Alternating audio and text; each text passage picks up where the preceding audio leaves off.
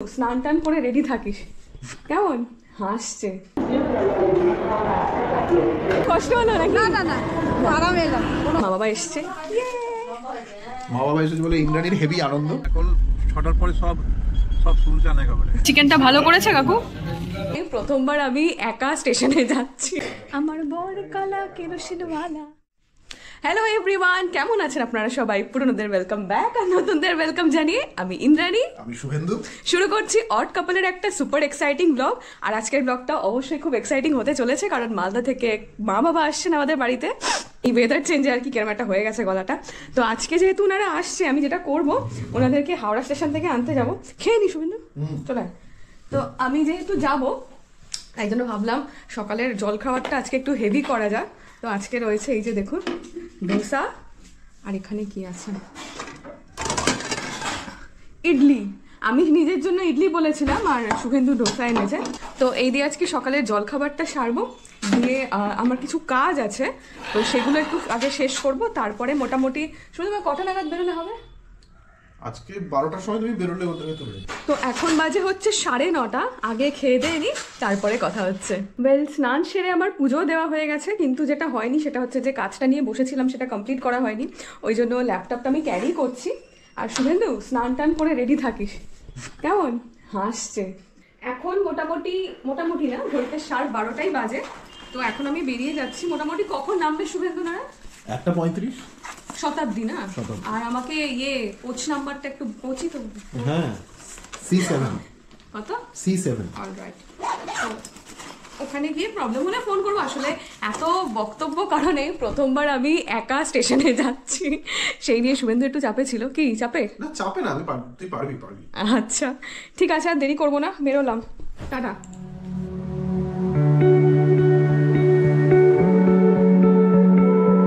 মাত্র 2 দিনের নোটিসে কাকুকে আসতে হচ্ছে কলকাতা। ওনার অফিসের কিছু কাজ রয়েছে, তার মধ্যে আবার নতুন বছর পড়তেই আমরা পড়ছি বেরিয়ে।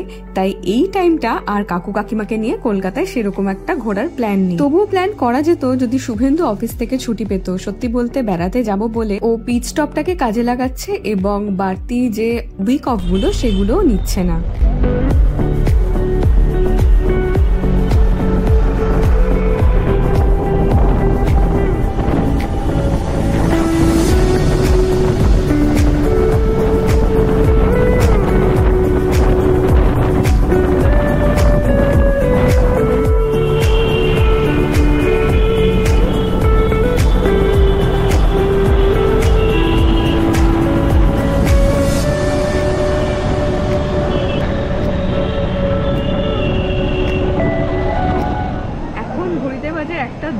টাইমের অনেক আগেই চলে এসেছি।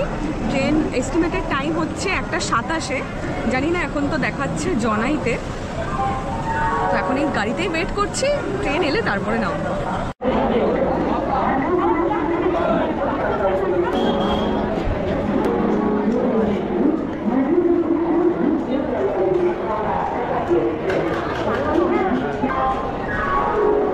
ইউজুয়ালি যেখানে দেয় 11 নম্বর প্ল্যাটফর্মেই শতাব্দী দিয়েছে, আসছে বলছে।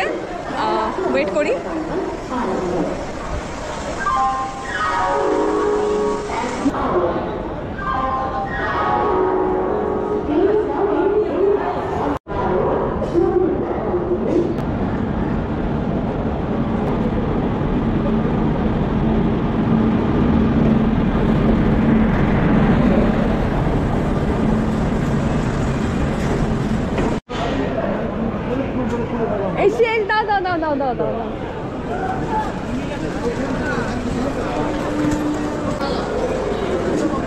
দাও।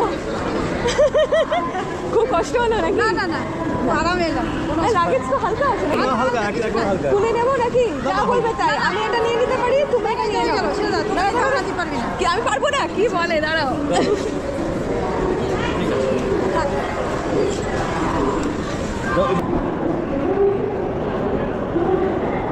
এই যে ভিডিও করছি, চলো। খিদে পাইনি তো? আমরা লাঞ্চ করে নেমেছি। একটু লাঞ্চ করলাম।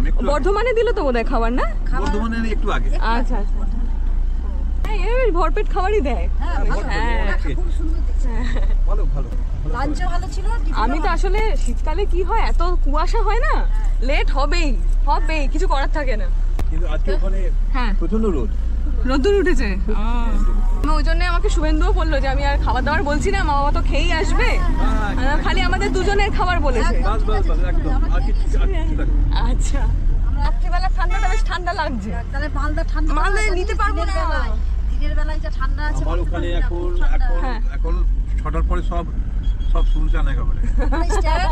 সন্ধ্যা 6টার পরে সব শুনছান ঠান্ডার একেবারে। জন্য। কি করবে মানুষ, বাবা রে বাবা। প্রচুর ঠান্ডা।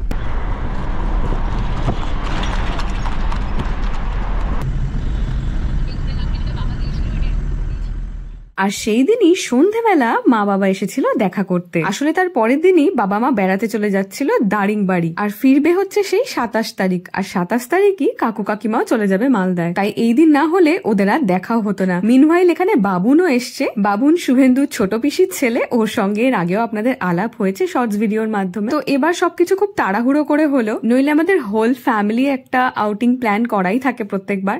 তো সেটা নয়, পরের বারের জন্য তোলা রইলো। আর এবার মা বাবা আমাদের জন্য এনেছে হচ্ছে আমার ফেভারিট ফিশ ফ্রাই। আমার না, মানে সবারই ফেভারিট। মা বাবা এসছে। মা বাবা এসেছে বলে ইন্দ্রাণীর হেভি আনন্দ। ইন্দ্রাণী অনেকক্ষণ ধরে অপেক্ষায় বসেছিল কখন কাকু আসবে। আমার এই একজোড়া মা বাবা এসেছে বলেই আনন্দ, এরকম না যে আমার মা বাবা এসেছে বলে আনন্দ। মুখটা কালো লাগছে। এখানে আমরা দুজনে মিলে সমস্ত প্লেট বাটি সবকিছু রেডি করেছি। এগুলো রসমালাই, শুভেন্দু এনেছে, আমার ভীষণ ভালো লাগে রসমালাই খেতে। আর বাবা এলে ফিশ ফ্রাই বা চপ, এগুলো খুবই ম্যান্ডেটারি একটা ব্যাপার। এগুলো না হলে আমাদের রিইউনিয়নটা ঠিক যেন সম্পূর্ণ হয় না।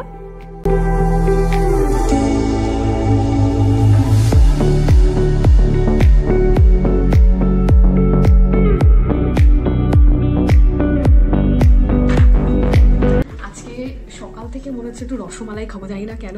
তো ভাবলাম সবাই যখন আসছে তো সবার জন্য রসমালাই।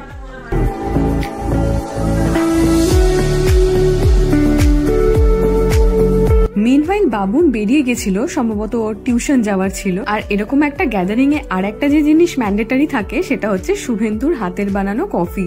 কফিটা শুভেন্দু অসাধারণ বানায়। আর দেখবেন যার যে বিষয়ে পারদর্শিতা তার কাছে সেই বিষয়ের ফরমাইশও কিন্তু বেশি বেশি করে আসে।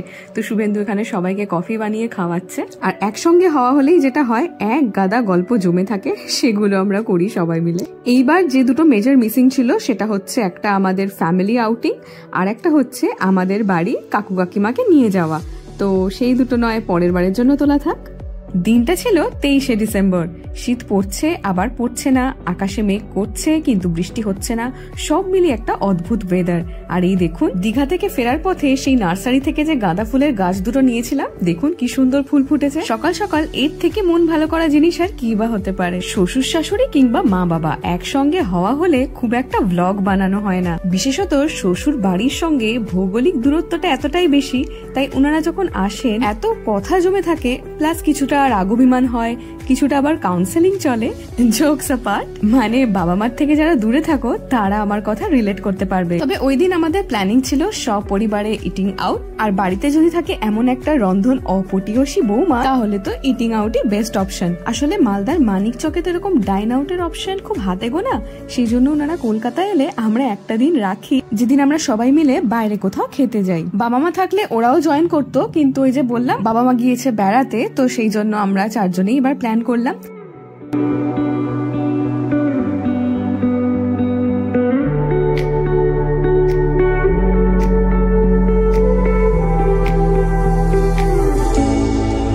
এর আগে বহু ভিডিওতেই বলেছি শুভেন্দু কলকাতায় প্রথম এসে থাকতো হচ্ছে কালীঘাট অঞ্চলে, তারপরে ও থাকতো সাউদার্ন এভিনিউতে। তাই আমরা সময় সুযোগ পেলেই সাউদার্ন এভিনিউ কোনো ক্যাফে বা রেস্তোরাঁয় মাঝে মাঝেই যাই। আসলে ওই এলাকাটা আমাদের খুবই ভালো লাগার। সেদিন আমরা চারজনে মিলে পৌঁছে গিয়েছিলাম আওয়াদে। রয়্যালের পর যেখানকার বিরিয়ানি আমার ভালো লাগতো সেটা হচ্ছে কাবুলিওয়ালা, কিন্তু সেটার তো এখন কোনো হদিশ পাচ্ছি না। তবে এখন রিসেন্ট ফেভারিট হচ্ছে এই আওয়াদের বিরিয়ানি। তাই রাত্রিবেলা যখন বিরিয়ানির প্ল্যান হলো, তাই আমার কথা মতো সবাই আওয়াদেই সায় দিল।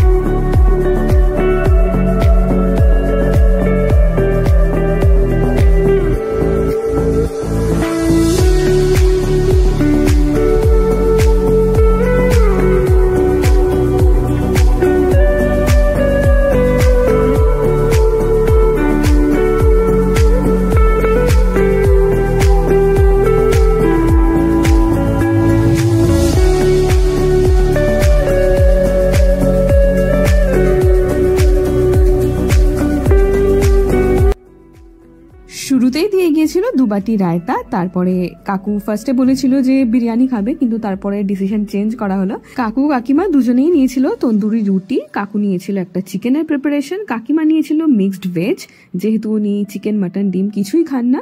তারপরে ছিল গ্রিন স্যালাড, আর এখানে দেখুন কাকু কাকিমাকে খাবার বেড়ে দিচ্ছে।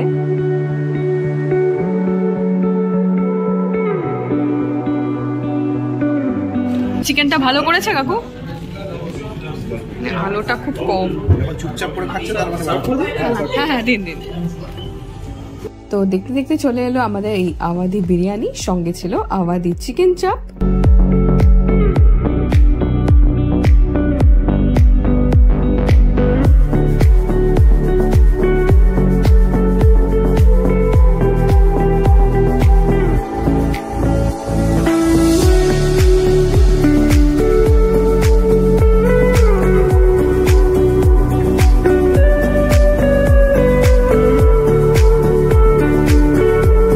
এই ছিল আমাদের আজকের ব্লগ। আশা করি ব্লগটা আপনাদের ভালোই লেগেছে।